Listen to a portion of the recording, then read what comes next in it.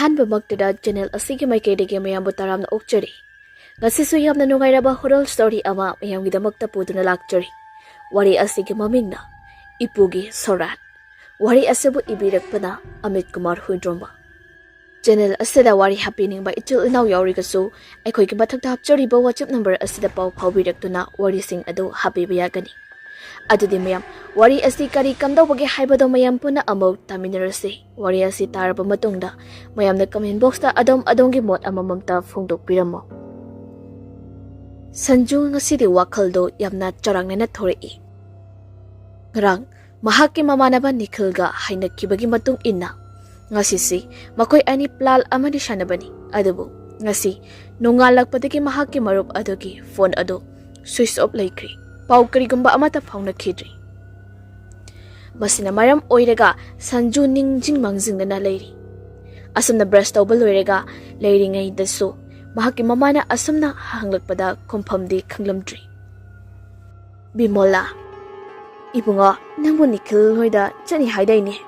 ꯑꯗꯨ ꯀꯩꯗꯧꯔꯦ ꯎꯪꯗꯨꯅ ꯂꯩꯔꯗꯤ? ꯉꯔꯥꯡ ꯑꯩꯅ ꯉꯁꯤ ꯊꯕꯛ ꯑꯝꯇ ꯆꯠꯂꯨꯁꯤ. ꯅꯄꯥꯁꯨ ꯆꯠꯊꯣꯛꯀꯅꯤ, ꯒꯥꯔꯤ ꯊꯧꯕꯤꯅꯕ ꯂꯩꯇꯦ ꯍꯥꯏꯕꯗꯨꯗꯤ ꯈꯪꯗꯒ ꯌꯥꯗꯦ. ꯑꯗꯨꯒ ꯍꯧꯖꯤꯛꯅ ꯑꯃꯨꯛ ꯀꯩꯗꯧꯔꯕ ꯆꯠꯇ꯭ꯔꯤꯗꯤ? ꯑꯁ, ꯑꯩꯈꯣꯏ ꯃꯥꯁꯤꯅ ꯅꯣꯡꯉꯥꯟꯕꯒꯅꯦ ꯆꯕꯦꯡ ꯉꯥꯡꯉꯗꯅ. ꯍꯥꯏ, ꯉꯥꯡꯕꯩ ꯋꯥ ꯅꯠꯇꯦꯅꯦ. ꯆꯠꯇꯧ ꯑꯣꯏꯔꯕꯗꯤ ꯉꯜꯂꯤꯉꯩꯁꯤꯗ ꯆꯠꯂꯨ ꯍꯥꯏꯕꯅꯤ. ꯑꯣ, ꯆꯠꯀꯦ. ꯑꯁꯨꯝꯅ ꯈꯣꯏꯔꯥꯡ ꯈꯣꯏꯁꯥꯎꯅꯕ ꯑꯃꯒ ꯍꯧꯖꯤꯛ ꯁꯟꯖꯨꯗꯨ ꯊꯣꯔꯛꯂꯤꯕꯅꯤ. ꯒꯥꯔꯤꯗꯨꯁꯨ ꯂꯤꯔꯤ ꯊꯧꯔꯛꯏ. ꯋꯥꯈꯜꯗꯨ ꯈꯟꯐꯝ ꯈꯪꯗ꯭ꯔꯕꯅꯤꯅ ꯉꯔꯥꯡ ꯃꯍꯥꯛꯀꯤ ꯀꯣꯂꯦꯖꯀꯤ ꯃꯔꯨꯞꯇꯨꯒ ꯍꯔꯥꯎꯅ ꯄꯥꯎ ꯐꯥꯎꯅꯔꯝꯃꯒ ꯉꯁꯤ ꯅꯣꯡꯉꯥꯜꯂꯛꯄ ꯑꯁꯤꯗ ꯐꯣꯟ ꯑꯗꯨ ꯑꯣꯐ ꯂꯩꯈ꯭ꯔꯤꯕ ꯀꯔꯤꯒꯤꯅꯣ? ꯅꯨꯄꯤꯒ ꯆꯦꯜꯂꯕ ꯖꯥꯠꯂ ꯅꯠꯇ꯭ꯔꯒ ꯁꯥꯎꯅꯩꯅꯤ ꯀꯥꯏꯅ ꯐꯣꯟꯒ ꯊꯨꯒꯥꯏꯈ꯭ꯔꯕ ꯖꯥꯠꯂ ꯅꯠꯇ꯭ꯔꯒ ꯀꯔꯤ ꯐꯠꯇꯗꯨꯝꯗ ꯊꯣꯛꯑꯕꯅꯣ ꯈꯟꯅ ꯒꯥꯔꯤ ꯑꯗꯨ ꯊꯧꯔꯛꯄꯅꯤ. ꯑꯗꯨꯕꯨ ꯍꯥꯏꯅꯈꯤꯕꯒꯤ ꯃꯇꯨꯡ ꯏꯟꯅ ꯁꯟꯖꯨ ꯆꯠꯇꯗꯤ ꯆꯠꯂꯒꯦ ꯃꯌꯨꯝꯗ ꯌꯧꯁꯤꯜꯂꯨꯔꯒꯦ ꯑꯗꯨꯒ ꯇꯪ ꯇꯥꯕ ꯑꯃ ꯈꯪꯂꯒꯦ ꯈꯟꯅ ꯊꯧꯔꯛꯏ. ꯂꯝꯕꯨꯗꯤ ꯈꯔ ꯂꯥꯞꯄ ꯃꯐꯝ ꯑꯣꯏꯕꯅꯤꯅ ꯄꯥꯛ ꯍꯦꯛꯇ ꯌꯧ ꯍꯥꯏꯕꯗꯤ ꯌꯥꯗꯦ. ꯑꯗꯨꯕꯨ ꯂꯦꯞꯇꯅ ꯂꯥꯛꯄꯅꯤꯅ ꯄꯨꯡ 7:30 ꯑꯗꯨꯗꯗꯤ ꯇꯥꯁꯤꯜꯂꯛꯂꯤ. ꯀꯨꯏꯅ ꯆꯠꯂꯨꯗ꯭ꯔꯕ ꯃꯇꯨꯡꯒ ꯑꯣꯏꯕꯒ ꯃꯐꯝ ꯑꯗꯨ ꯌꯥꯝꯗꯤ ꯍꯣꯡꯂꯝꯃꯤ. ꯆꯍꯤ ꯈꯔꯒꯤ ꯃꯃꯥꯡꯗ ꯑꯣꯏꯍꯧꯕ ꯆꯤꯡꯄꯥꯠ ꯂꯧꯕꯨꯛ ꯂꯝꯍꯥꯡ ꯀꯌꯥ ꯑꯗꯣ ꯎꯗ꯭ꯔꯤ. ꯑꯅꯝꯕꯅ ꯌꯨꯝ ꯀꯌꯥ ꯁꯥꯖꯤꯟꯕ ꯉꯥꯛꯇ ꯑꯣꯏꯅ ꯇꯧꯔꯤ. ꯑꯗꯨꯕꯨ ꯃꯉꯣꯟꯗ ꯅꯤꯡꯖꯤꯡ ꯃꯥꯡꯖꯤꯡꯅꯕ ꯑꯃꯗꯤ ꯃꯁꯥꯗ ꯀꯩꯅꯣꯝꯃ ꯏꯇꯧꯗꯤ ꯐꯥꯎꯔꯤ. ꯑꯅꯝꯕꯅ ꯃꯁꯦꯡ ꯃꯔꯥꯡ ꯑꯣꯏꯅ ꯃꯍꯥꯛꯀꯤ ꯃꯃꯥꯡꯗ ꯂꯥꯞꯇꯛꯅ ꯃꯤ ꯑꯍꯜ ꯑꯣꯏꯔꯕ ꯃꯥꯟꯕ ꯑꯃ ꯑꯗꯨꯝ ꯆꯠꯄꯗ ꯎꯏ. ꯑꯗꯨꯕꯨ ꯃꯍꯥꯛꯅꯗꯤ ꯒꯥꯔꯤ ꯑꯗꯨ ꯊꯧꯕꯅꯤꯅ ꯈꯔ ꯌꯥꯡꯖꯤꯟꯕꯅꯤꯅ ꯃꯁꯛꯗꯣ ꯃꯅꯥꯛ ꯌꯧꯁꯤꯟꯗ꯭ꯔꯥ ꯈꯟꯕꯅꯤ. ꯑꯗꯨꯕꯨ ꯁꯨꯡꯌꯧ ꯌꯧꯁꯤꯟꯕ ꯉꯝꯗꯦ. ꯁꯟꯖꯨ ꯆꯤꯡꯅꯔꯗꯨꯅ ꯃꯪꯂ ꯇꯥꯏꯕꯪꯂ ꯅꯠꯇ꯭ꯔꯒ ꯃꯁꯦꯡ ꯃꯔꯥꯡ ꯑꯣꯏꯅ ꯎꯔꯤꯔꯥ? ꯆꯤꯡꯅꯕꯗꯒꯤ ꯒꯥꯔꯤ ꯑꯗꯨ ꯑꯃꯨꯛ ꯈꯥꯝꯃꯤ. ꯑꯗꯨꯒ ꯍꯦꯜꯃꯦꯠ ꯑꯗꯨ ꯂꯧꯊꯣꯛꯂꯒ ꯌꯦꯡꯉꯤ. ꯍꯟꯗꯛꯁꯨ ꯑꯗꯨꯃꯛ ꯎꯔꯤ. ꯑꯔꯥꯞꯄ ꯃꯍꯥꯛꯀꯤ ꯃꯃꯥꯡꯗ ꯃꯤ ꯑꯍꯜ ꯃꯥꯟꯕ ꯑꯃ ꯆꯠꯄꯗꯨ ꯎꯔꯤꯕꯗꯨ. ꯑꯗꯨꯗꯒꯤꯁꯨ ꯁꯟꯖꯨ ꯀꯣꯏꯂꯩ ꯂꯩꯗꯨꯅ ꯇꯨꯡ ꯃꯥꯡ ꯀꯨꯌꯦꯡ ꯌꯦꯡꯉꯤ. ꯀꯅꯥꯁꯨ ꯎꯗꯦ. ꯃꯐꯝꯁꯤꯁꯨ ꯎ ꯄꯔꯦꯡ ꯍꯧꯕ ꯃꯐꯝꯅꯤ. ꯑꯗꯨꯅ ꯐꯕꯗꯤ ꯐꯖꯔꯕꯁꯨ ꯃꯐꯝ ꯑꯗꯨ ꯍꯩꯅꯕꯗꯤ ꯋꯥꯠꯂꯤ. ꯃꯔꯝꯗꯤ ꯍꯦꯟꯅ ꯆꯤꯛꯃꯟꯕꯅ. ꯁꯟꯖꯨ ꯉꯥꯏꯍꯥꯛ ꯃꯨꯟꯅ ꯈꯜꯂꯕ ꯇꯨꯡꯗ ꯅꯨꯄꯥꯅ ꯀꯩꯗꯧꯒꯦ ꯂꯥꯏ ꯑꯣꯏꯔꯣ ꯊꯦꯡꯅꯔꯒꯦ ꯃꯤ ꯑꯣꯏꯔꯣ ꯊꯦꯡꯅꯔꯒꯦ ꯍꯥꯏꯅ ꯈꯟꯗꯨꯅ ꯍꯦꯜꯃꯦꯠꯇꯨ ꯑꯃꯨꯛ ꯎꯞꯁꯤꯟꯗꯅ ꯊꯧꯔꯛꯏ. ꯑꯗꯨꯕꯨ ꯍꯟꯗꯛꯅ ꯑꯃꯨꯛꯀ ꯍꯦꯟꯅ ꯁꯥꯊꯤꯕ ꯍꯥꯏꯕꯗꯨ ꯑꯣꯏꯔꯤ.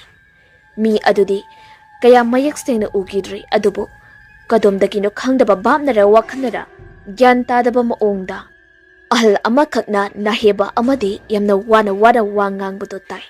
ꯑꯗꯨꯕꯨ ꯍꯟꯗꯛꯇꯤ ꯁꯟꯖꯨꯗ ꯋꯥꯈꯜꯅ ꯆꯣꯏꯊꯣꯛꯄ ꯇꯧꯗꯅ ꯇꯧꯔꯤꯕ ꯑꯁꯤ ꯃꯪꯒꯤ ꯃꯇꯧꯒꯨꯝ ꯇꯥꯏꯕꯪꯅꯤ. ꯑꯗꯨꯒ ꯇꯁꯦꯡꯕꯃꯛꯀꯤꯗꯤ ꯑꯁꯦꯡꯕ ꯊꯧꯗꯣꯛ ꯅꯠꯇꯦ ꯈꯜꯂꯗꯨꯅ ꯒꯥꯔꯤ ꯑꯗꯨ ꯈꯔ ꯁ꯭ꯄꯤꯗ ꯀꯟꯅ ꯊꯧꯔꯛꯏ. ꯑꯗꯨꯕꯨ ꯄꯪꯂꯥꯞ ꯂꯥꯞꯄ ꯖꯒꯥꯗꯤ ꯑꯣꯏꯔꯝꯗ꯭ꯔꯤ. ꯅꯤꯈꯤꯜ ꯍꯣꯏꯒꯤ ꯌꯨꯝ ꯑꯗꯨꯅ ꯑꯗꯨꯝ ꯌꯧꯁꯤꯜꯂꯛꯂꯤ. ꯑꯗꯨꯕు ꯃꯈꯣꯏꯒꯤ ꯂꯩꯀꯥꯏ ꯑꯗꯨ ꯌꯧꯁꯤꯜꯂꯛꯄꯗꯗꯤ ꯐꯤꯉꯧ ꯁꯦꯠꯄ ꯃꯤ ꯈꯔ ꯊꯣꯡꯅꯔꯛꯄꯗꯨꯗ ꯁꯟꯖꯨ ꯋꯥꯈꯜ ꯑꯗꯨ ꯈꯪꯄꯤꯛ ꯄꯤꯛꯁꯤꯜꯂꯛꯏ. ꯆꯤꯡꯅꯕ ꯄꯥꯈꯠꯄ ꯋꯥꯈꯜ ꯑꯃꯒ ꯍꯦꯟꯅ ꯐꯥꯎꯖꯤꯜꯂꯛꯄꯗꯒꯤ ꯃꯃꯤꯠ ꯃꯅꯥ ꯁꯪꯇꯣꯛꯇꯨꯅ ꯃꯤꯍꯨꯜ ꯐꯥꯊꯕ ꯉꯝꯗꯕ ꯃꯈꯩ ꯅꯤꯈꯤꯜꯒꯤ ꯊꯣꯡꯒꯥꯜ ꯇꯝꯅ ꯊꯧꯖꯤꯜꯂꯛꯏ. ꯑꯗꯨꯒ ꯒꯥꯔꯤꯗꯒꯤ ꯍꯥꯊꯨ ꯆꯣꯡꯊꯔꯛꯂꯒ ꯃꯤꯌꯥꯝ ꯇꯤꯜꯂꯤꯕ ꯅꯤꯈꯤꯜꯒꯤ ꯁꯨꯃꯥꯡꯗ ꯆꯪꯁꯤꯜꯂꯛꯏ.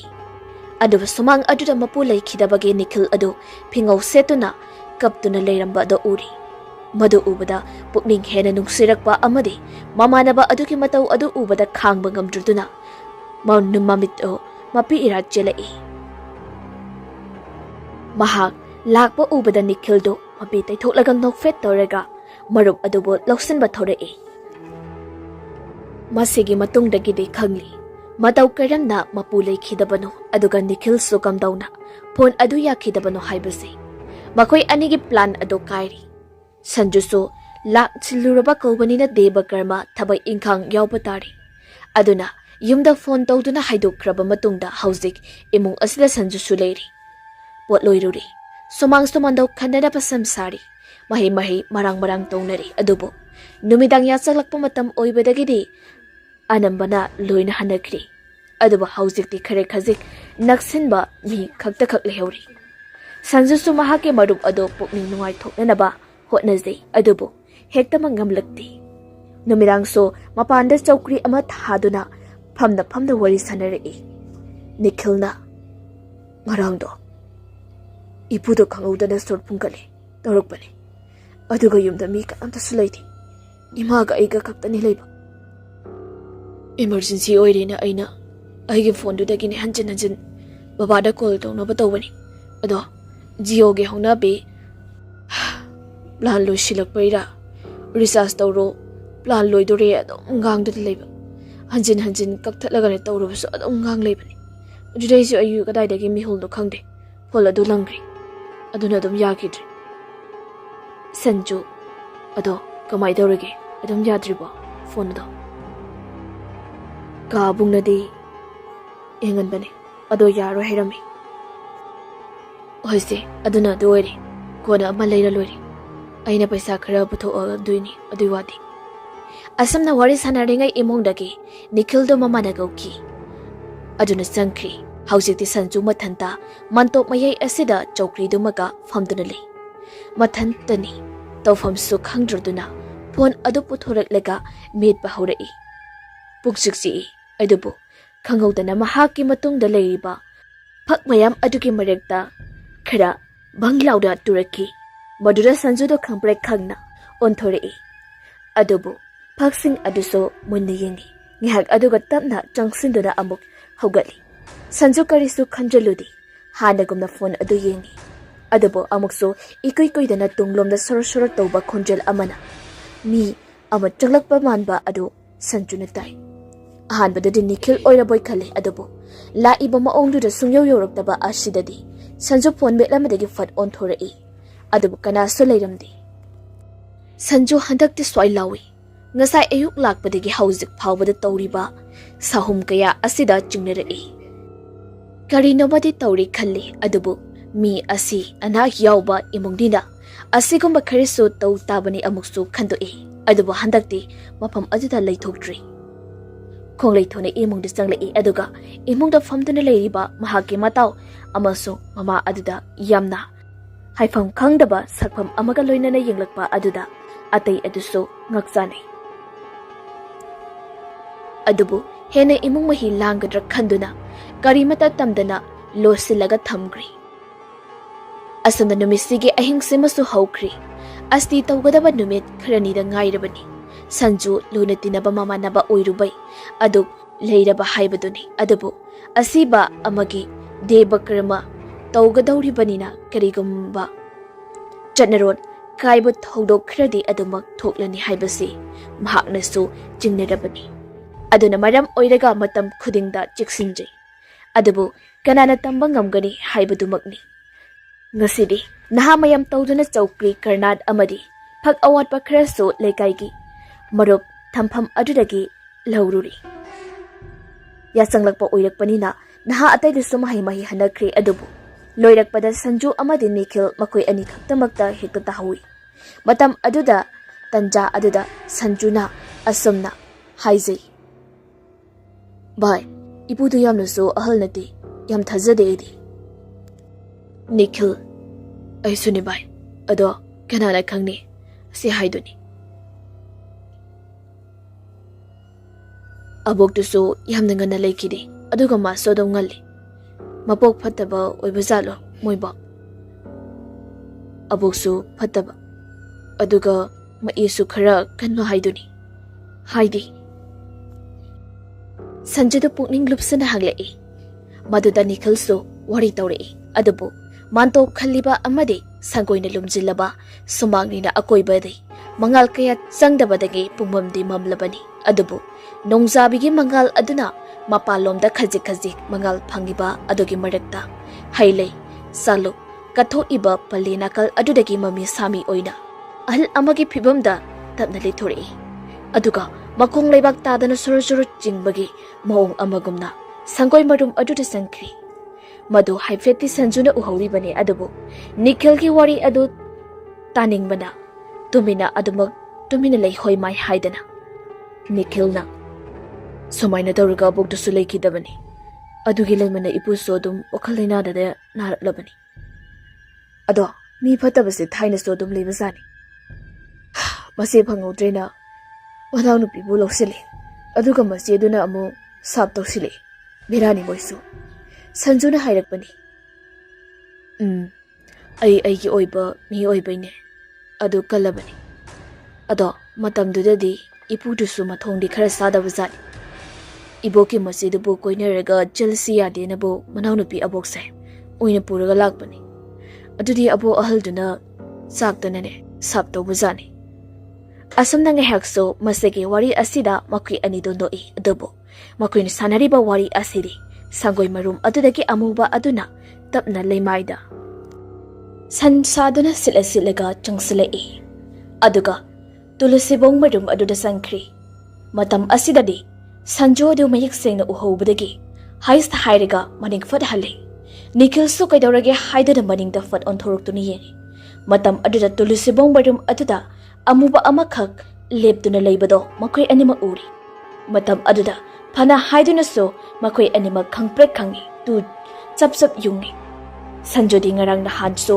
ꯊꯦꯡꯅꯔꯕꯅꯤꯅ ꯍꯥꯏꯗꯣꯛꯇ꯭ꯔꯒꯕꯁꯨ ꯀꯤꯕꯗꯤ ꯀꯤꯔꯕꯅꯤ ꯑꯗꯨꯕꯨ ꯉꯁꯤꯗꯤ ꯑꯍꯥꯟꯕ ꯑꯣꯏꯅ ꯅꯤꯈꯤꯜꯁꯨ ꯊꯦꯡꯅꯕꯅ ꯅꯤꯈꯤꯜꯗꯤ ꯐꯨꯔꯤꯈꯥꯎ ꯑꯗꯨꯗꯁꯨ ꯀꯣꯏꯃꯥ ꯃꯥꯔꯤ ꯃꯍꯥꯛꯀꯤ ꯃꯃꯥꯅ ꯍꯥꯏꯕꯒꯤ ꯃꯇꯨꯡ ꯏꯟꯅ ꯑꯁꯤ ꯑꯅꯥꯒꯤ ꯏꯃꯨꯡꯗꯤ ꯃꯩ ꯊꯥꯒꯅꯨ ꯍꯥꯏꯗꯨꯅ ꯅꯤꯈꯤꯜ ꯃꯁꯥꯗ ꯃꯩꯈꯦꯠꯇꯤ ꯊꯥꯗꯕꯅꯤ ꯑꯁꯨꯝꯅ ꯐꯨꯔꯤꯈꯥꯎ ꯑꯗꯨꯗꯒꯤ ꯃꯩꯈꯦꯠ ꯑꯗꯨ ꯐꯠ ꯂꯧꯊꯣꯔꯛꯂꯒ ꯈꯦꯠꯇꯨꯅ ꯌꯦꯡꯂꯨꯕꯗꯗꯤ ꯆꯧꯀ꯭ꯔꯤ ꯃꯌꯥꯝ ꯑꯃ ꯂꯣꯟꯈꯠꯅꯕ ꯃꯊꯛ ꯑꯗꯨꯗ ꯀꯔꯅꯥꯠ ꯊꯝꯖꯤꯟꯕ ꯑꯣꯏꯔꯝꯕꯗꯩ ꯅꯤꯡꯁꯥ ꯁꯣꯔ ꯑꯗꯨ ꯁꯥꯡꯅ ꯍꯣꯟꯗꯣꯔꯛꯏ ꯅꯤꯈꯤꯜꯗꯤ ꯅꯣꯛꯄꯨ ꯅꯣꯛꯊꯣꯔꯛꯏ ꯑꯗꯨꯕꯨ ꯁꯟꯖꯨꯗꯤ ꯅꯣꯛꯅꯤꯡꯕ ꯐꯥꯎꯗ꯭ꯔꯤ ꯃꯃꯥꯟꯅꯕ ꯑꯗꯨ ꯅꯨꯡꯉꯥꯏꯈꯤꯔꯣꯏ ꯈꯟꯗꯨꯅ ꯀꯔꯤꯝꯇꯗꯤ ꯍꯥꯏꯗ꯭ꯔꯕꯅꯤ ꯑꯗꯨꯕꯨ ꯇꯁꯦꯡꯅ ꯁꯟꯖꯨꯗꯤ ꯀꯤꯁꯤꯜꯂꯛꯂꯤ ꯑꯁꯨꯝꯅ ꯉꯁꯤ ꯍꯥꯏꯕ ꯅꯨꯃꯤꯠ ꯑꯁꯤꯃꯗꯤ ꯁꯟꯖꯨ ꯋꯥꯈꯜ ꯑꯗꯨꯛꯀꯤ ꯃꯇꯤꯛ ꯅꯨꯡꯉꯥꯏꯇꯕ ꯍꯥꯏꯕꯗꯨ ꯑꯣꯏꯔꯤ ꯑꯗꯨꯅ ꯃꯔꯝ ꯑꯣꯏꯔꯒ ꯃꯆꯤ ꯄꯪꯎꯪꯗ ꯎꯪꯉꯤ ꯊꯦꯡꯖꯤꯜꯂꯛꯄꯗꯒꯤ ꯇꯨꯝꯅꯅꯕ ꯁꯦꯝꯕ ꯁꯥꯔꯤ ꯅꯤꯈꯤꯜꯗꯤ ꯃꯃꯥꯒ ꯃꯄꯥꯒ ꯇꯨꯝꯕ ꯆꯪꯈ꯭ꯔꯤ ꯅꯤꯈꯤꯜ ꯃꯈꯣꯏ ꯑꯅꯤꯁꯨ ꯆꯪꯂꯛꯂꯤ ꯑꯗꯨꯒ ꯅꯤꯈꯤꯜꯗꯤ ꯅꯨꯄꯤꯒ ꯋꯥꯔꯤꯁꯨ ꯀꯌꯥ ꯁꯥꯟꯅꯗꯕꯅꯤꯅ ꯐꯃꯨꯡꯗ ꯆꯪꯗꯨꯅ ꯐꯣꯟꯗꯨ ꯌꯦꯡꯗꯨꯅ ꯂꯩꯈ꯭ꯔꯤ ꯁꯟꯖꯨꯁꯨ ꯌꯦꯡꯂꯝꯕꯅꯤ ꯑꯗꯨꯕꯨ ꯉꯔꯥꯡ ꯅꯍꯥꯟ ꯊꯕꯛ ꯁꯤꯟꯕꯒꯤ ꯐꯖꯅ ꯋꯥꯔꯤ ꯁꯥꯟꯅꯍꯧꯗꯕꯗꯨ ꯉꯁꯤꯗꯤ ꯃꯍꯥꯛꯀ ꯀꯣꯏꯅꯖꯕꯤ ꯗꯦꯅꯤꯀꯥꯒ ꯐꯣꯟ ꯇꯧꯔꯛꯏ ꯗꯦꯅꯤꯀꯥ ꯇꯥꯝꯆꯥ ꯇꯨꯝꯗ꯭ꯔꯤꯕꯣ ꯁꯨꯝ ꯂꯩꯔꯝꯕꯅꯤ ꯉꯁꯤꯗꯤ ꯋꯥꯔꯤ ꯈꯔ ꯁꯥꯟꯅꯁꯤꯗꯅ ꯌꯥꯒꯗ꯭ꯔꯣ ꯉꯔꯥꯡ ꯅꯍꯥꯟꯗꯤ ꯊꯧꯗꯣꯛ ꯊꯣꯛꯐꯝꯅꯤꯅ ꯍꯥꯏꯔꯦ ꯍꯣꯏ ꯁꯥꯁꯤ ꯑꯩꯁꯨ ꯋꯥꯈꯜꯁꯦ ꯏꯐꯛ ꯐꯛꯆꯤꯜꯂꯕꯅꯤ ꯑꯁ ꯑꯗꯨ ꯑꯣꯏꯔꯗꯤ ꯀꯣꯛ ꯐꯣꯟꯗ ꯇꯧꯔꯛꯎ ꯌꯥꯗ꯭ꯔꯣ ꯅꯪ ꯆꯤꯜꯂꯝꯒꯗ꯭ꯔꯅ ꯇꯧꯕꯅꯤꯗ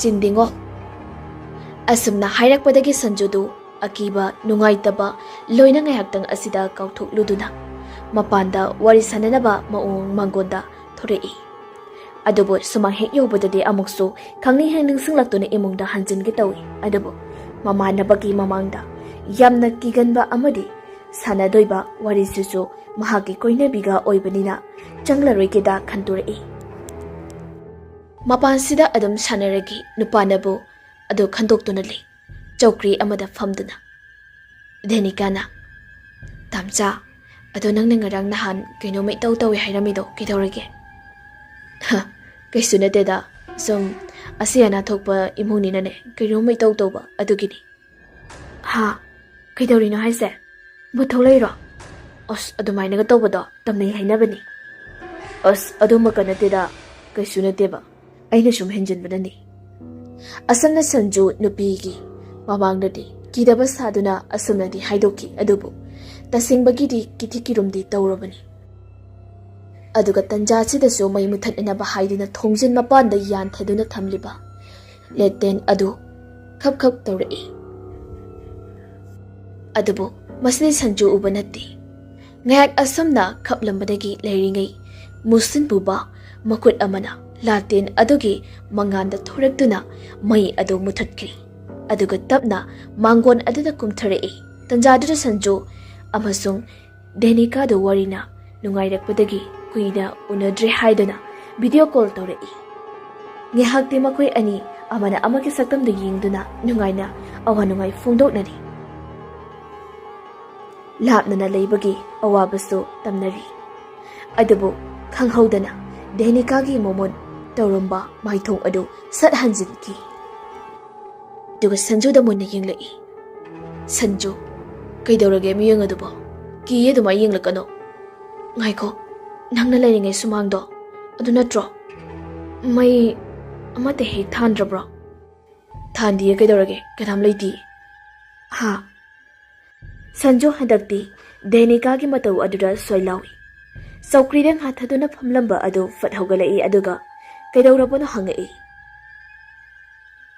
Denika na kanano nga saidai nang natungda anggal handa chalido Nikhila Sanju hoi mai haidi tungdo unthorakduna phone adugi maingal aduda kana leibuna kuyang yangi aduga hairei kanam leiti Nikhilo jala khangde aidi ngasaide Nikhila na yinglubani ado marira mangara hangal handa chalalarekpaduda ni hangai se Sanju hoi mai haidana imungda fatjangai aduga Nikhildu leibra yengai Nikhil phamungduda longna hipduna phone adum yenglaga leirami Bhai nang mabana tholam bro tholam de kedorage asengbeiro tholam di kedorage baba ima hodi tumgraba tuma mani moidi ngana dum tumbani ngasai lausin bagi yamna warina o asan hairam laga Sanju thori aduga sumangda phamaga yamna serious oiba sakphamga loinena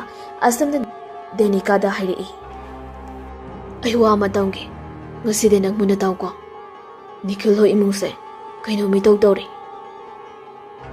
aina hek lakpadaini ipudo mapok mai yamna fattaba aduga sipamna pamsu khangdanane si haibagini aduna moyumse tamnaba male ai shumaina adum thengnei nangundaso hairidoni ado ai atai kanamtadi haidi aduna ai heyang yumda halagi yagadra ngaiko tahoidi hainagum tawbani adumaini yumdada ahinglega matang sadanane chathokpado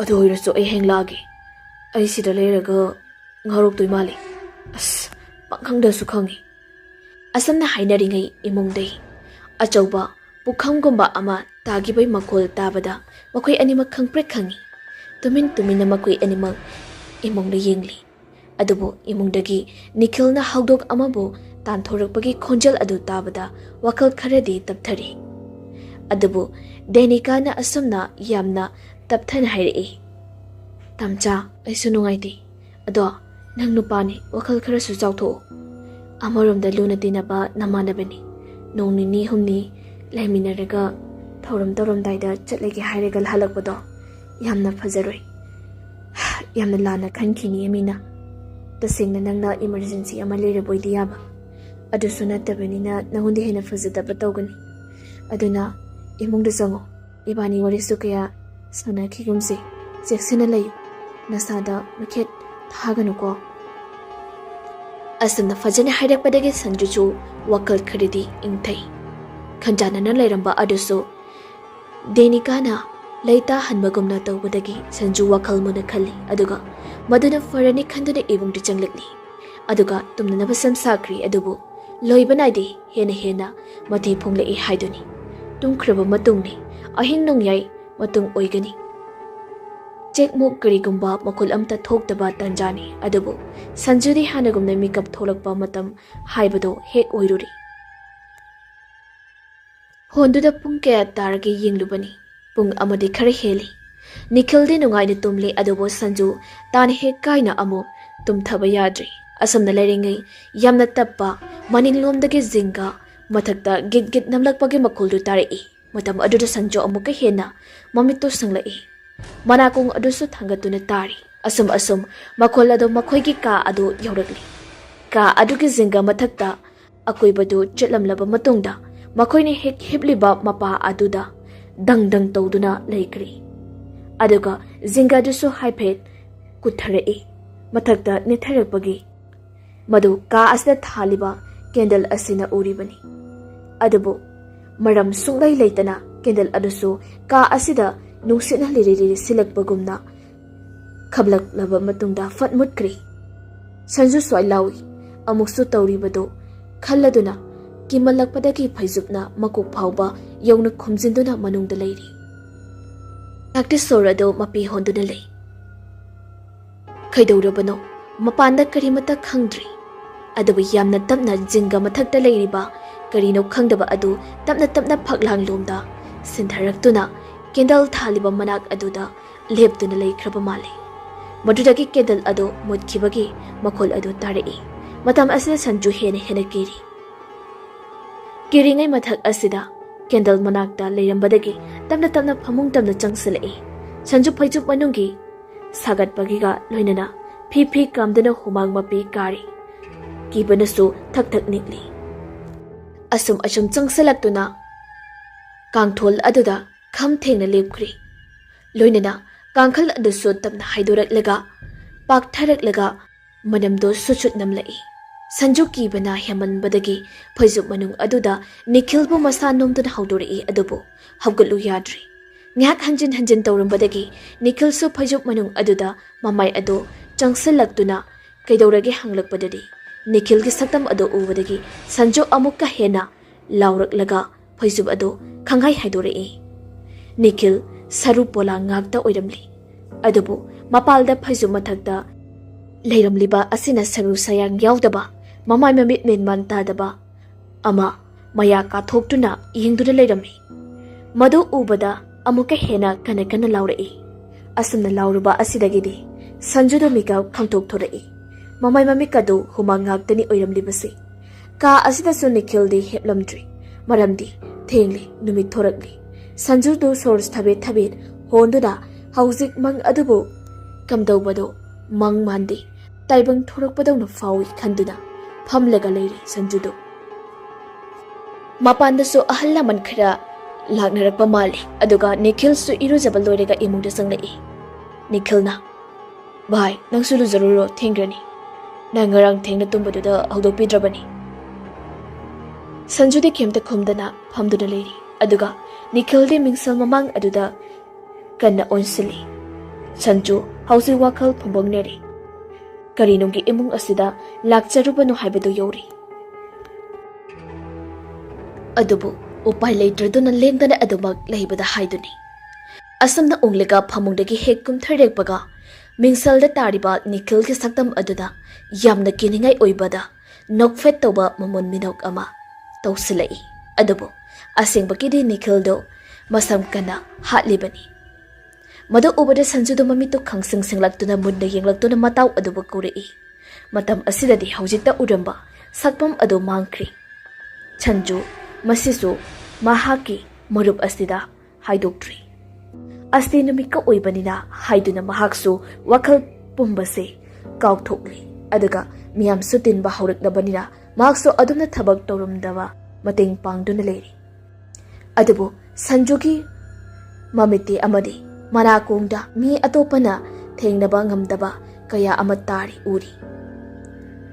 Maru oina phingau setpa lakliba ahal labal mayam dugi marakta maning ithang-thangna leigidraba ahal ado lepado hekta urai.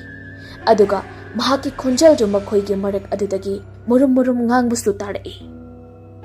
Masi pumnamak Sanju khaktada uribani aduna maram oiriga Sanju leifam chafang khangdri. Kanadabu tamloni khanduna yamda wana numisimaki thaudok susu loikri. Tumina sumlai thoklabadi kona thangdadi kudong thiba tarakpa yai khalladuna Sanju ꯌꯥꯆꯪꯂꯛꯄꯒꯤ ꯋꯥꯀꯤꯡ ꯊꯣꯔꯛꯄ ꯑꯣꯏꯅ ꯅꯤꯈꯤꯜꯒ ꯊꯣꯛꯃꯤꯟꯅꯔꯛꯏ꯫ ꯁꯟꯖꯨ, ꯃꯥꯌꯦꯡ ꯑꯁꯤꯗꯤ ꯅꯪꯉꯣꯟꯗ ꯋꯥ ꯑꯃ ꯍꯥꯏꯒꯦ, ꯅꯪ ꯂꯥꯟꯅꯗꯤ ꯂꯧꯅꯨꯀꯣ꯫ ꯀꯩ ꯋꯥꯅꯣ ꯍꯥꯏꯁꯦ? ꯅꯣꯏ ꯏꯄꯨꯗꯨ ꯌꯥꯝꯗꯤ ꯐꯗꯥꯏꯅꯦ, ꯑꯗꯣ ꯃꯤꯅꯒ ꯃꯉꯣꯟꯗ ꯌꯦꯡꯁꯤꯟꯕꯒ ꯂꯩꯈꯤꯕ꯭ꯔꯣ? ꯈꯪꯗꯦꯗ, ꯑꯗꯨ ꯀꯩꯗꯧꯔꯒꯦ?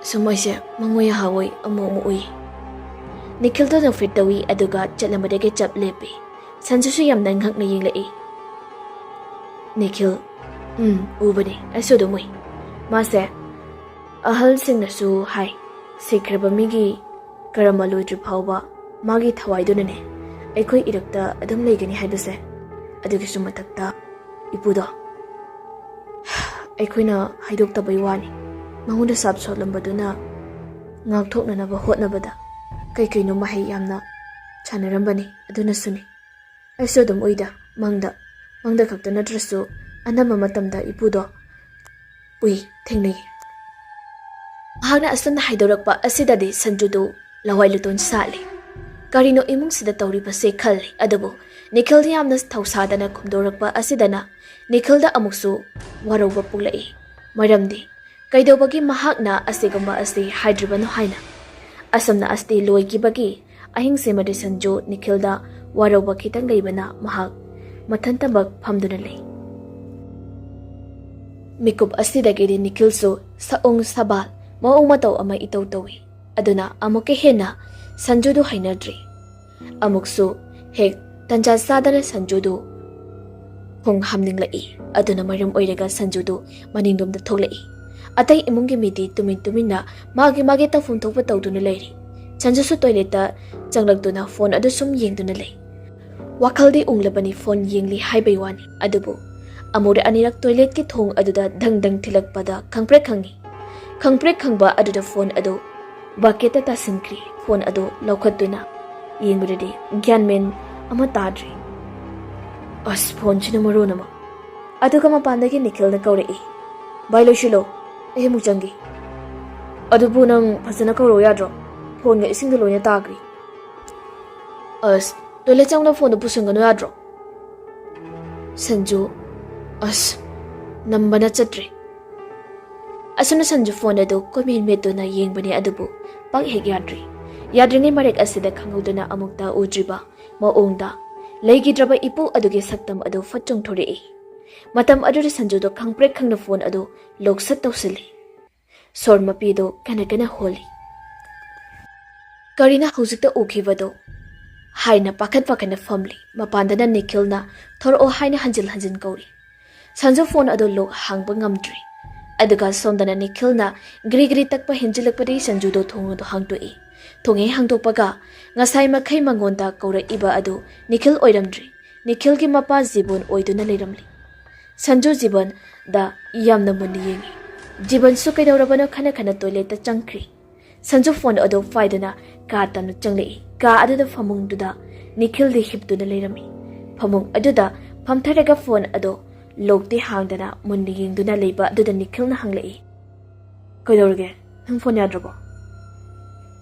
ꯂꯣꯛ ꯍꯥꯡꯕ ꯌꯥꯈꯤꯗ꯭ꯔꯦ꯫ ꯀꯥꯏꯗꯅꯣ? ꯑꯩ ꯌꯦꯡꯒꯦꯁꯦ꯫ ꯑꯁꯣꯝꯗ ꯅꯤꯈꯤꯜꯅ ꯌꯦꯡꯕꯗꯗꯤ ꯐꯣꯟ ꯑꯗꯨ ꯀꯩꯁꯨ ꯇꯧꯔꯝꯗꯦ, ꯑꯗꯨꯕꯨ ꯁꯟꯖꯨꯗꯤ ꯌꯥꯝꯅ ꯍꯩꯅꯗ꯭ꯔꯤ꯫ ꯍꯌꯦꯡ ꯍꯦꯛ ꯅꯣꯡꯉꯥꯟꯕꯒ ꯍꯥꯏꯅꯤꯡꯕ ꯍꯥꯏꯔꯁꯅꯨ, ꯈꯪꯅꯤꯡꯕ ꯈꯜꯂꯁꯅꯨ, ꯌꯨꯝꯗ ꯍꯜꯂꯒꯦ ꯍꯥꯏꯅ ꯆꯞ ꯌꯨꯡꯅ ꯂꯦꯞꯈ꯭ꯔꯤ꯫ ꯋꯥꯔꯁꯨ ꯋꯥꯅ ꯉꯁꯤ ꯑꯍꯤꯡꯁꯤꯃꯗꯤ ꯂꯦꯜꯂꯒꯦ ꯈꯟꯅ ꯂꯩꯔꯤ꯫ ꯃꯊꯪꯒꯤ ꯅꯨꯃꯤꯠꯇꯅꯤ ꯁꯟꯖꯨ ꯌꯥꯍꯧ ꯉꯟꯅ ꯃꯤꯀꯞ ꯊꯣꯛꯂꯛꯏ꯫ ꯅꯤꯈꯤꯜꯗꯤ ꯇꯨꯝꯂꯤ꯫ ꯎꯄꯥꯏ ꯑꯃ ꯇꯧꯔꯒ ꯍꯟꯖꯤꯜꯂꯒꯦ ꯈꯟꯅ ꯍꯧꯒꯠꯇꯨꯅ ꯕ꯭ꯔꯁ ꯇꯧꯔꯨꯔꯦ, ꯑꯗꯨꯒ ꯂꯣꯏꯁꯤꯟꯅꯅꯕ ꯀꯥꯗꯨꯗ ꯆꯪꯂꯛꯏ꯫ ꯅꯤꯈꯤꯜꯗꯤ ꯇꯨꯝꯂꯤꯕꯅꯤꯅ ꯍꯧꯗꯣꯛꯂꯒ ꯍꯥꯏꯔꯒꯦ ꯍꯥꯏꯗꯨꯅ ꯅꯤꯈꯤꯜ ꯑꯗꯨ ꯍꯧꯗꯣꯛꯏ꯫ ꯑꯗꯨꯕꯨ ꯅꯤꯈꯤꯜꯗꯨꯗꯤ ꯁꯛꯇꯝ ꯑꯗꯨꯗ ꯏꯑꯣꯟ ꯑꯣꯜꯂꯝꯃꯤ꯫ ꯆꯠꯂꯒꯦ ꯍꯥꯏꯕꯒꯤ ꯃꯍꯨꯠꯇ ꯀꯩꯗꯧꯔꯒꯦ ꯍꯥꯏꯅ ꯍꯪꯂꯨꯕꯗꯨꯗ ꯅꯤꯈꯤꯜꯗꯨ ꯂꯥꯏꯍꯧ ꯀꯟꯅ ꯅꯤꯛꯇꯨꯅ ꯂꯩꯔꯝꯂꯤ꯫ ꯃꯗꯨꯗ ꯁꯟꯖꯨ ꯀꯔꯤꯁꯨ ꯍꯥꯏꯕ ꯉꯝꯗ꯭ꯔꯤ, ꯋꯥ ꯃꯈꯥ ꯇꯥꯕ ꯉꯝꯗ꯭ꯔꯤ꯫ ꯐꯅ ꯍꯥꯏꯗꯨꯅꯁꯨ ꯃꯃꯥꯟꯅꯕ ꯑꯁꯤꯅ ꯌꯥꯝꯅ ꯀꯟꯅ ꯉꯝꯗꯅ ꯂꯩꯔꯤꯉꯩ ꯍꯦꯛ ꯌꯨꯝꯗ ꯍꯜꯂꯒꯦ ꯍꯥꯏꯕꯁꯤ ꯌꯥꯝꯅ ꯐꯖꯔꯣꯏꯗꯕ ꯃꯇꯥꯡ ꯑꯃ ꯍꯥꯏꯕꯗꯨ ꯑꯣꯏꯔꯤ꯫ ꯍꯧꯖꯤꯛ ꯁꯟꯖꯨ ꯃꯊꯥ ꯌꯥꯝꯅ ꯀꯟꯅ ꯁꯥꯔꯛꯏ꯫ ꯀꯔꯤꯅꯣ ꯃꯍꯥꯛꯅ ꯏꯃꯨꯡ ꯑꯁꯤꯗ ꯂꯥꯛꯄꯗ ꯇꯧꯔꯛꯏꯕ ꯑꯁꯤꯕꯨ ꯍꯥꯏꯅ ꯃꯤꯠꯁꯤꯃꯗꯤ ꯐꯖꯅ ꯄꯣꯊꯥꯔꯤ, ꯑꯗꯨꯕꯨ ꯃꯊꯪꯒꯤ ꯅꯨꯃꯤꯠ ꯅꯣꯡꯉꯥꯜꯂꯛꯄꯗ ꯍꯦꯟꯅ ꯁꯥꯊꯤꯔꯛꯏ꯫ hena phagatgadra haina Nikhil mamamaitu musil musilai machan maraisu I thangba amagumna taifet tarai madu ubada Sanjuna doctor da punina bahai adubu imungi minadi chingnaba leibanina hek pubadi pudri leikagi ahal lamal kauduna yenghali matam aduda ahal aduna sumna harai itauduna isu ase yamna nusiba malini he noiba wahai adu tabada Sanjudi kiraduna karino haiduna chungnei adubu mama manau anedunadi mathayamna saba loiri maramdi leigidaba ahal aduna Nikhilga loinena leiri haibadudani hauji imungsigi miyoibo namak matha sari sansusu tawfam khangdri san asibagi manakta leplurabadi prize phangi haibadumakni thokli adubu tawdaba yadabanina khanduna mamanaba asibu asoi angam thohanba yade khanduna imung asigi miyoi ama oina mahaknasu tawdaba yadaba thauramni khalai asumna ngasi asi SORAT nongma watlingai numitni hainabagi matung inna ahiba amaibi amakhak kaururi amaibi aduna so het yengbada akiba poi mithak amasung mikha adu ikoi koina amuba kajalna sangjali masamana adusu mahong tadabna pulli khudang amasung aksamda chaura chari mayamsu sijili maraibak aduda sindur angangba ama ngaksang ngangna chingli mahakna lakpa matamda Sanjudu khangninglamdaduna asamna hangli Ima maibi kaigino asigumbagi thauramse imungda amam athengda tawrise napa masa laiti na haibase sikpa athengba amambada khakta makhoigi matam oi atai matamdadi makhoi taibang maraktane tinma ngamde do adunani ado noi kiganu ko kirabadi aikhoi wagani asamna makhoi numidangdo sak toklaba matungda thauram taunanabagidama yamyai achauba asida mama aduna wai taisili adu loibaga phak ama thaduna tumduna leiriba Nikhil bu puthori aduga phamung aduda hifalli akoiba sing adudana amulang ahingbana tarelak thengduna thatli mathangda amuk candle na ikoi koina thalaba matungda makoi pumnamakna punna phamli amaibi adu mahake thauram haugadabage masama u adu ising asengba khiktoklaba matungda tapna khudak tawduna phamthei aduga mantradu sonba haurai ngihakti karisu tawramde adubo tumtana leiriba Nikhil do maya ado tapna maring sikpudona kathorei aduga mamitusu pangdi pangthoraktana ngurung odpa manba ado makhoi mayamna isisina urei sumsum simaina tawrumbadagi Nikhil do onte onchinga tawrai tapna haugalai haujikti sanju mamit magna uri filamgumna uba akiba horror movie kyagi sin adu tapna thekto laglaga khangsong chungsila aga san sadana famdana leikri mamit animagdu pangthorikpada musil mui min naha amata yaudi maya ajuresu I pumba musil muba tapna tari aduga mayadu higatlaga kuyang lai matang asimaktadani amaibi adu mamit ushinduna kanna laison tension tawibani madu ubada Nikhil hena saugalaktuna thoraki tawi adubu lang ahingba aduna thattuna thamlambadagi mahina pokpadawna tawbada auraduna nganglai matang asidi tapna amaibi aduna mamito pangthorei aduga hanglai kaigino ahal nangna angang asida changduna leiribadi nangna kari pambano Nikhil khonjal ani longna nogtuna leiri karisu khumdi amaibi hayo nangna apambado aina piragi ngasi adugane nang aikhoigi iraktagi lapna leikho matam asida Nikhil adu nongna nokladuna khumlai ai kaisu pamde aina leiringba mafamda leigani adudi yari apama makhallo natrabadi nang afaba kaisu oire asamna hairabadagi Nikhil adu sakidona kana nganglai aduga matam adura keldal ado mom to ina mutkri tinglamliba lang ahingba adusu thorok nomladuna tawrakpadagi di loina magtatkri matam aduda amaibi asi humang marik sentherai mafam adudagi tamna thoraklega amaibi adugi hek mamangda ngaring tunani madu ubada mamaga mapaga dudi ngakpana loikri ꯑꯗꯨꯕꯨ ꯈꯪꯕ ꯉꯝꯗ꯭ꯔꯕ ꯁꯟꯖꯨ ꯆꯪꯁꯤꯜꯂꯛꯇꯨꯅ ꯃꯃꯥꯟꯅꯕ ꯑꯗꯨꯕꯨ ꯀꯣꯟꯁꯤꯟꯗꯨꯅ ꯏꯟꯊꯨꯏ꯫ ꯃꯗꯨ ꯃꯃꯥ ꯃꯄꯥꯒꯁꯨ ꯆꯪꯁꯤꯟꯒꯦ ꯇꯧꯏ ꯑꯗꯨꯕꯨ ꯑꯃꯥꯏꯕꯤ ꯑꯗꯨꯅ ꯈꯥꯝꯃꯤ꯫ ꯃꯇꯝ ꯑꯁꯤꯗ ꯅꯤꯈꯤꯜꯅ ꯈꯣꯠꯄ ꯑꯃꯗꯤ ꯆꯤꯛꯄꯗꯒꯤ ꯁꯟꯖꯨꯗꯣ ꯑꯅꯥꯕ ꯈꯥꯡꯗꯨꯅ ꯂꯥꯎꯔꯤ꯫ ꯑꯗꯨꯒ ꯑꯃꯥꯏꯕꯤ ꯑꯁꯤꯅꯗꯤ ꯍꯦꯟꯅ ꯃꯇꯤꯛ ꯃꯌꯥꯏ ꯆꯦꯟꯕ ꯃꯟꯇ꯭ꯔ ꯈꯔ ꯈꯨꯕꯥꯡꯅꯨꯡꯗ ꯁꯣꯟꯗꯨꯅ ꯅꯤꯈꯤꯜꯒꯤ ꯍꯛꯆꯥꯡ ꯄꯨꯝꯕꯗ ꯆꯥꯏꯕꯗꯨꯃꯛ ꯆꯥꯏꯔꯤ꯫ ꯃꯇꯝ ꯑꯗꯨꯗ ꯅꯤꯈꯤꯜ ꯃꯃꯥꯏ ꯃꯃꯤꯠ ꯑꯗꯨ ꯃꯩ ꯃꯆꯤ ꯃꯆꯤ ꯍꯧꯔꯛꯏ꯫ ꯃꯩꯗꯨꯅꯁꯨ ꯁꯟꯖꯨꯗ ꯄꯣꯛꯂꯤ ꯑꯗꯨꯕꯨ ꯃꯃꯥꯟꯅꯕꯕꯨ ꯀꯟꯗꯕ ꯌꯥꯗꯦ ꯃꯇꯥꯒꯨꯝꯅ ꯆꯖꯠ ꯀꯣꯟꯁꯤꯟꯕꯗꯤ ꯂꯦꯞꯇꯦ꯫ ꯈꯥꯡꯕ ꯉꯝꯂꯛꯇ꯭ꯔꯗꯨꯅ ꯅꯤꯈꯤꯜ ꯍꯧꯒꯠꯂꯛꯏ ꯑꯗꯨꯒ ꯐꯛꯂꯥꯡꯗꯨ ꯗꯣꯡ ꯗꯣꯡ ꯊꯣꯝꯖꯤꯜꯂꯤ꯫ ꯃꯍꯥꯛꯄꯨ ꯆꯖꯠ ꯀꯣꯟꯁꯤꯜꯂꯤꯕ ꯁꯟꯖꯨꯗꯤ ꯃꯗꯨ ꯈꯥꯡꯕ ꯉꯝꯂꯛꯑꯣꯏꯗꯧꯔꯤ꯫ ꯑꯗꯨꯕꯨ ꯑꯃꯥꯏꯕꯤ ꯑꯁꯤꯅ ꯆꯦꯟꯁꯤꯜꯂꯛꯇꯨꯅ ꯅꯤꯈꯤꯜꯒꯤ ꯃꯈ꯭ꯋꯥꯡꯗ ꯀꯟꯅ ꯄꯥꯏꯁꯤꯜꯂꯤ꯫ ꯃꯇꯝ ꯑꯗꯨꯗ ꯑꯃꯥꯏꯕꯤꯒꯤ ꯈꯨꯠꯇꯨꯁꯨ ꯃꯩꯅ ꯄꯣꯛꯄꯗꯧꯅ ꯇꯧꯏ ꯑꯗꯨꯕꯨ ꯃꯗꯨꯁꯨ ꯈꯥꯡꯖꯤꯜꯂꯨꯗ ꯃꯈꯨꯠ ꯅꯥꯝꯃꯅ ꯅꯤꯈꯤꯜꯒꯤ ꯃꯔꯥꯏꯕꯛ ꯑꯗꯨꯗ ꯅꯝꯁꯤꯟꯗꯨꯅ ꯁꯣꯔ ꯀꯥꯝꯁꯤꯟꯕꯗꯒꯤꯗꯤ ꯑꯀꯟꯕ ꯁꯥꯐꯨ ꯑꯃꯒ ꯂꯣꯏꯅꯅ ꯌꯨꯝ ꯑꯁꯤ ꯊꯛ ꯊꯛ ꯃꯈꯛ ꯃꯊꯥ ꯑꯣꯟꯒꯨꯝꯅ ꯇꯧꯏ꯫ ꯄꯥꯜꯂꯤꯕ ꯊꯣꯡ ꯊꯣꯡꯅꯥꯎ ꯇꯦꯛꯇꯦ ꯍꯥꯏꯕꯗꯅꯤ ꯎꯄꯨ ꯀꯥꯡꯊꯣꯜ ꯃꯦꯟꯃꯥꯟ ꯑꯃꯠꯇ ꯇꯥꯔꯛꯇꯦ꯫